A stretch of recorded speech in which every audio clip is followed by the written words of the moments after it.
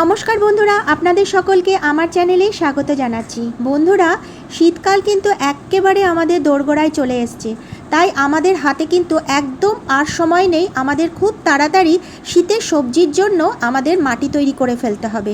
আর আজকের ভিডিওর মূল বিষয়বস্তু হচ্ছে ফেলে দেওয়া কিচেন কম্পোস্ট দিয়ে কিভাবে ব্যালকনি বাগানে আমি মাটি তৈরি করি।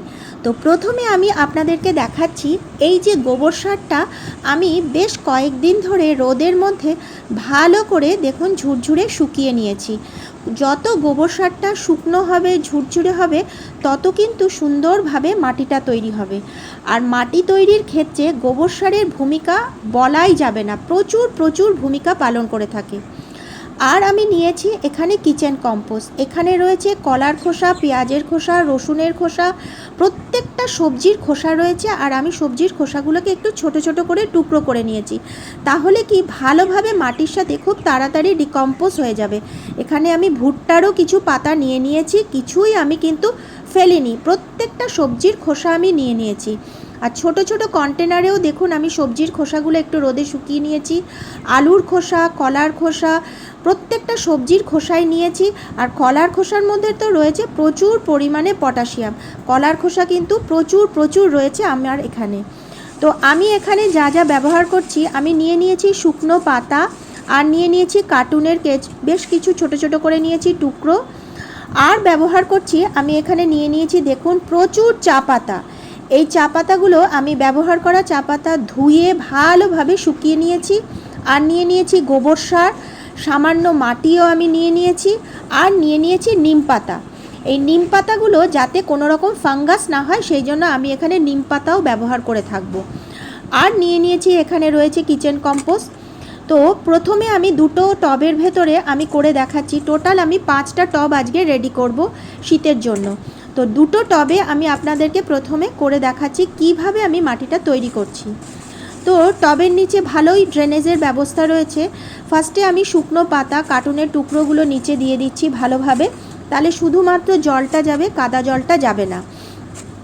এইভাবে এখন থেকে যদি আমরা তৈরি করে রেখে দিতে পারি, শীতের 1 মাসের মধ্যে খুব ভালো একটা মাটি তৈরি হয়ে যাবে। এরপরে আমি অল্প একটা মাটির লেয়ার দিয়ে দিচ্ছি, অল্প একটু মাটি আমি ওই কার্টুনের টুকরো শুকনো পাতার ওপরে আমি একটু অল্প করে মাটি দিয়ে দিচ্ছি। এরপরে আমি দিচ্ছি কিচেন কম্পোস্টগুলো। দেখুন কিচেন কম্পোস্টগুলো আমি দিয়ে দিচ্ছি ছোট ছোট করে, কিন্তু আমি এখানে টুকরো করে রেখেছিলাম প্রত্যেকটা সবজির খোসা। দেখুন আমি ভালোভাবে কিচেন কম্পোস্টগুলোকে দিচ্ছি। এরপরে আমি এখানে দিয়ে দিয়েছি গোবর সার, প্রচুর পরিমাণে যে আমি গোবর সারগুলোকে শুকিয়ে রেখেছিলাম, ওই গোবর সারটা এরপরে আমি ব্যবহার করছি। এরপরে আমি ব্যবহার করছি এখানে নিম পাতা। নিম পাতাটা দেওয়ার উদ্দেশ্য যাতে মাটিতে কোনো রকমভাবে ফাঙ্গাস না হয়, পোকামাকড় না হয়, সেই জন্য নিম পাতাটা আমরা ব্যবহার করছি। এরপরে আবার আমি দিয়ে দিচ্ছি একটু গোবর সার। এরপরে আবার এই ভুট্টার পাতাগুলোকে যেগুলো রয়েছে সেইগুলো দিয়ে দিচ্ছি, ভুট্টার এই খোসাগুলো, এগুলো আমি রেখে দিয়েছিলাম। এরপরে আমি দিচ্ছি শুকনো চা পাতা। এর ভেতরে কিন্তু দেখুন একটু ডিমের খোলাগুলোও রয়েছে। চা পাতার মধ্যে রয়েছে পর্যাপ্ত পরিমাণে নাইট্রোজেন। এই চা পাতাটা আমি এবার এখানে ব্যবহার করে নিচ্ছি। দেখুন ভালোভাবে চেপে চেপে আমি দিচ্ছি, কারণ বেশ কিছুদিনের মধ্যে এই সবজির খোসাগুলো ডিকম্পোজ হয়ে নিচে নেমে যাবে। অল্প একটু মাটির লেয়ার আমি ওপর থেকে দিয়ে দিচ্ছি। মাটি কিন্তু খুব সামান্য রয়েছে, বেশিরভাগ রয়েছে সবজির খোসা, শুকনো পাতা, আর এখানে রয়েছে প্রচুর পরিমাণে আপনার চা পাতা রয়েছে, আর রয়েছে গোবর সার। আমি একটি গাছের ডালও ওপরে অংশটা দিয়ে দিচ্ছি, কারণ এটা এখনও শোকায়নি। সবুজ গাছের ডালটাও দিয়ে দিলাম, এটাও সুন্দরভাবে ডিকম্পোজ হয়ে যাবে।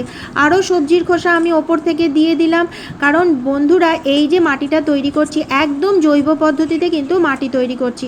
অল্প একটু মাটি আমি এখানে ব্যবহার করেছি, বেশিরভাগ রয়েছে কিচেন কম্পোস্ট, সবজির খোসা, আর রয়েছে গোবর সার। আর আবার দিচ্ছি দেখুন এখানে চা পাতা। এই চা পাতার মধ্যে রয়েছে প্রচুর পরিমাণে ডিমের খোলা আর পেঁয়াজের খোলা। মানে কোনো জিনিসই কিন্তু আমাকে বাইরে থেকে কিনতে হয়নি, সমস্ত জিনিস কিন্তু আমার বাড়ির থেকেই তৈরি হয়েছে। দেখুন আমার দুটো টব একদম রেডি। এবার বাকি যে 3টে টব আছে সেটা আমি করে নিচ্ছি। প্রত্যেকটা টবের নিচেই আমি শুকনো পাতা বা কার্টুন দিয়ে দিয়েছি। এরপরে ওপর থেকে আমি কিচেন কম্পোস্ট, গোবর সার ওপরে অল্প অল্প দিয়ে দিচ্ছি। নিম পাতাও আমি ব্যবহার করছি যাতে মাটিতে কোনো রকম ফাঙ্গাস, পোকামাকড় না হয়। সব সবজির খোসাটাই কিন্তু আজকে আমার শেষ হয়ে গেল। দেখুন সমস্ত জিনিস আমার ব্যবহার হয়ে গেল, যা আজ পর্যন্ত আমি জমিয়ে রেখেছিলাম। সমস্ত চা পাতাও এখন পর্যন্ত ব্যবহার হয়ে যাচ্ছে। 3টে টবে পুরো চা পাতাটা আমার ব্যবহার হয়ে গেল। এরপরে আমি নিম পাতাটা উপরে দিয়ে দিচ্ছি যাতে কোনো রকম ফাঙ্গাস পোকামাকড় না হয়। বন্ধুরা, এইভাবে যদি আমরা মাটি তৈরি করতে পারি আমাদের কিন্তু কোনো পয়সাও খরচা হয় না এবং গাছ কিন্তু খুব সুন্দরভাবে বেড়ে ওঠে, কারণ একেবারে জৈব পদ্ধতিতে আমরা গাছটা তৈরি করছি। 1 মাসের মধ্যে আমাদের এই মাটিটা খুব সুন্দরভাবে তৈরি হয়ে যাবে। এরপরে আমরা 1 মাস পরে এই টবে আমরা ফুল গাছ, সবজি গাছ, যা কিছু ইচ্ছা আমরা এখানে লাগাতে পারি। 1 মাস আমি এইভাবেই রেখে দেবো। তো বন্ধুরা, আমার কিন্তু মাটি তৈরি হয়ে গেল শীতের জন্য। শীতের সবজির জন্য আমার বাড়ির তৈরি কিচেন কম্পোস্ট দিয়ে আমার রেডি হয়ে গেল মাটি তৈরি। তো বন্ধুরা, আপনাদের যদি আমার এই ভিডিওটা ভালো লেগে থাকে তাহলে অবশ্যই কিন্তু একটি লাইক, সাবস্ক্রাইব ও শেয়ার করে দেবেন। কমেন্ট বক্সে অবশ্যই লিখবেন কেমন লাগলো। অনেক অনেক ধন্যবাদ। আপনারা সবাই ভালো থাকবেন।